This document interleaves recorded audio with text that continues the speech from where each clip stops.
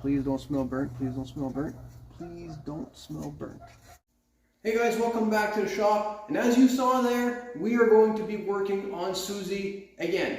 I have a suspicion that maybe the transmission is slipping or not properly shifting. We're going to dive right into that and we're going to see if it in fact is shifting or not. And I'm also going to be installing a tachometer or an RPM gauge to be able to monitor the RPM speed and the engine speed in relation to the shifts. Because right now, I have no idea. Stick around.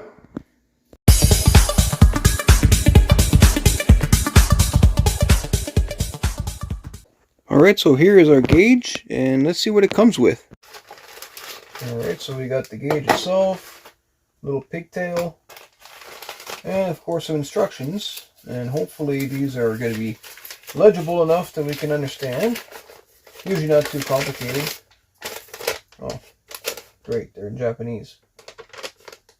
Huh. Oh, no, wait. There's some English. I can read this side. So, oh, these guys actually make a lot of different gauges. That's cool. Exhaust gas temperature, oil pressure, vacuum, boost. Huh. There's the tachometer. So that's pretty easy, I think. What the heck is this thing? Alright, so here's the instructions we're looking at. Now, obviously that's the gauge, and there is a cylinder choice. So, we got either 4, 6, or 8, so we're going to make sure that's flipped to the 8. Oh, it's already at the 8. That's good. But I don't know what this is. I'm assuming this might be a fuse box. But then it just goes... Yeah, it's keyed. So I think I'm going to go direct to the ignition with a fuse. And the green wire is a sense wire. So there's only 3 wires on this. 1, 2, 3. Yeah. And of course, your black wire being the ground.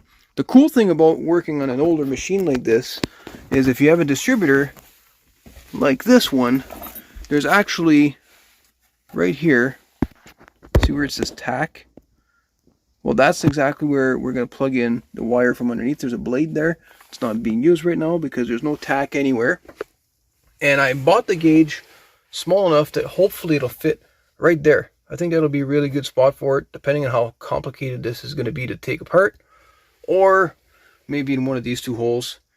And I want to get this transmission gauge working again. And I figured out why, I think. This is all kind of on the side, but for some reason, I guess when I was working away on stuff, I might have cut these wires because those are going right to the back. And the only thing that's actually plugged is still the sense wire and the backlight. But anyways, that's something else we'll tackle while we're in there. But let's wire it up and see if it works. Okay, so everything's connected temporarily, at least for the tachometer. I've reconnected the oil temperature, or the transmission temperature gauge. Hopefully that's going to work. We're going to find out in a minute, but if I take the camera down here, yeah, that's kind of ugly. Lots of wires. Lots of wires. Not a big deal. Like I was saying, I've got my sense wire connected right over here to the tachometer, so we'll see if that registers like it should.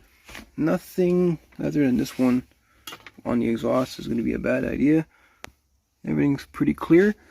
So let's key it on and see what happens over here. Oh, well, that's at least a very good thing. We got a backlight. And see if she fires for us.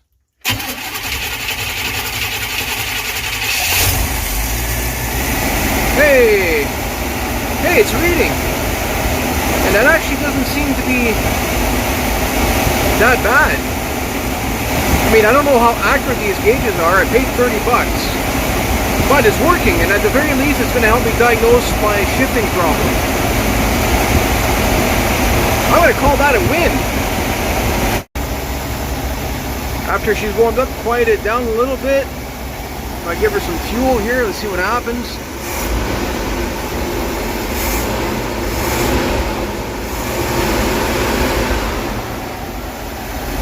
So it's working. So that's cool. Now that's half the battle. And it turns off like it's supposed to. But that's half the battle because I mean, I ain't gonna just leave it sitting here and bouncing around, and I still gotta clean up all of this and put it there. I really want it there. I mean, when you get back, it might either be there or there or there. I might even have to put it over here, depending on how bad this is going to be taking this old relic of a dash apart. Alright, so it wasn't actually all that bad. After pulling the faceplate off, there's only 2 bolts at the bottom holding in place. You got 1 plug and your speedometer cable, which has on the bottom here just a little clip that you push down on. Hard to see when you're underneath there, but yeah, so it's actually going to give me a good opportunity to clean this up as well. And somebody painted, you can see these are your signal lights, and somebody had painted them. I mean, somebody painted the whole dash, because you can tell that it was brown at one point. I kind of like the blue, won't lie to you, but I can clean it up, put the gauge right there. I don't think it's going to be that bad.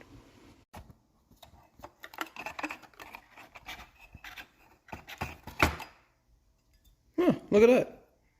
Well, that makes it super easy. Huh. Well, I like this. Getting easier all the time. I'm going to have to put a bigger hole, though. And this is what it looks like with the gauge installed. It actually fits pretty good. I'm going to do a little bit more work. As you can see, there's a little bit more blue overspray on this stuff. Did clean up the turn signal lights a little bit. Going to do a little bit more work on that as well. And I mean, check out the back here. It fits beautifully. So let's go install it after it's all nice and clean. Alright, so the gauge is in. And let's fire it up and see what happens here. Oh, look at that. Did you see it? Did you see that right there? Let's see it again. Oh, come on. It didn't do it. Okay. It looks like I might have fixed the oil pressure light. Or gauge, I should say. And we'll see if the transmission temperature gauge over here works. Oh, it did work. So all I think, was just the connection in the back. RPMs are reading good. We'll wait for it to warm up and go for a little drive and see if it shifts. Alright, so here we go. Let's see if it shifts. It's actually quite smooth, so it's going to be hard to tell, which is why that RPM gauge is there. So I think that was, yeah, that was 1 gear. Oh, stumbling here.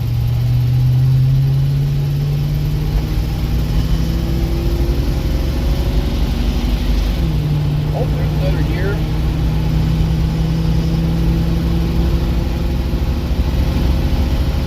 And I think that's it. I think that's all we got.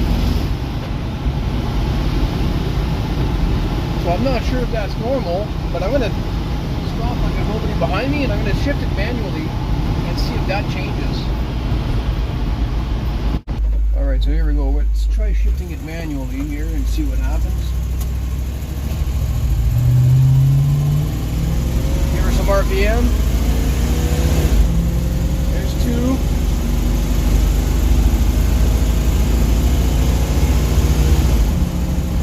Hey, so maybe it is actually shifting, because there is only 3 gears in this thing. But I know there is a couple of things you can do to shift, to help the shift points and make them feel a little bit firmer. Whether or not this thing has that option, I'm not sure, but we're going to dive underneath and check it out. Alright, so we're just going to check the transmission fluid. We're going to give it a smell, make sure that it doesn't smell weird. But normally, to check the level, you're going to want the vehicle to be running in park and warm, not hot. That's most automatic transmissions, but the instructions are written on the dipstick. So let's give this a check here.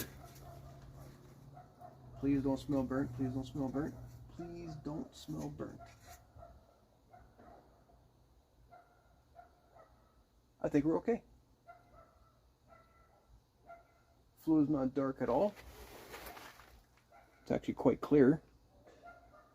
So that's always a good sign. So we may actually be in good shape. Alright, so here we are. We're underneath the motorhome. And to the passenger side of the transmission, what we're staring at right now, this little guy, is called a vacuum modulator. So it has a hose.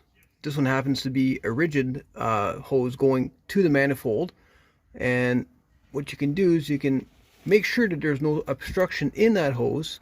See, I'm going to show you in a second. So I'm going to undo this one, and let's follow me to the top here. And up top here, what we have is right here, that same hose. And it goes, like I was saying, right into the manifold. So as you can tell, I'm at to make a repair. Mine was all cracked up, and it was actually missing part of it. So what I'm going to do is I'm going to blow out the hose to make sure it's clear and make sure that there's no obstruction. Alright, so with my blowgun attached, I'm just going to give it a quick blast.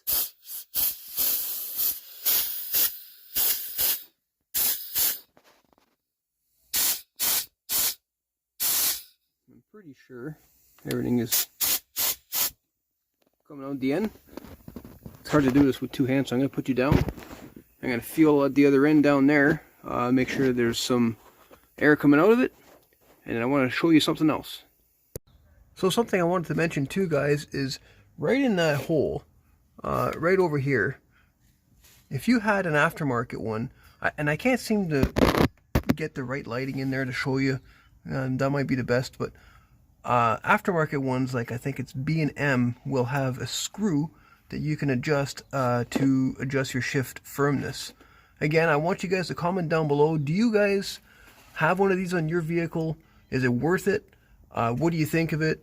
And because I'm considering it, just because I find the shifts are a little bit on the, I guess, soft side.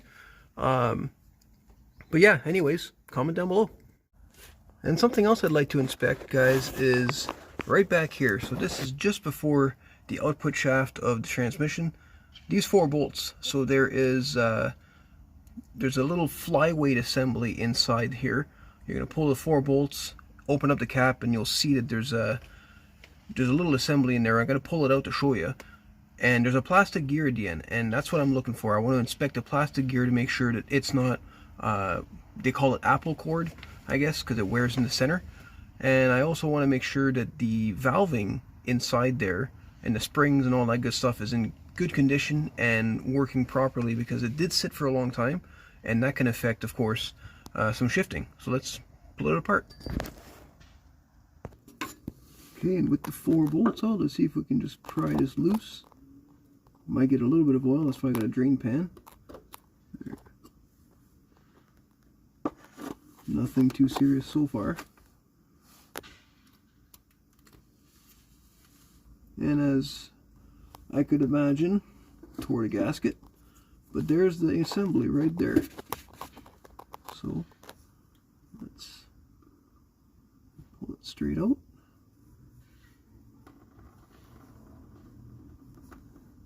And it looks pretty good. Gears are in good shape. And bring it on the bench real quick, and I'll show you what this thing's all about. Alright, so with this contraption on the bench, as you can tell, it's actually kind of simple. And what I was concerned about is this plastic gear. So this plastic gear is looking really nice. I don't see too much wear on it.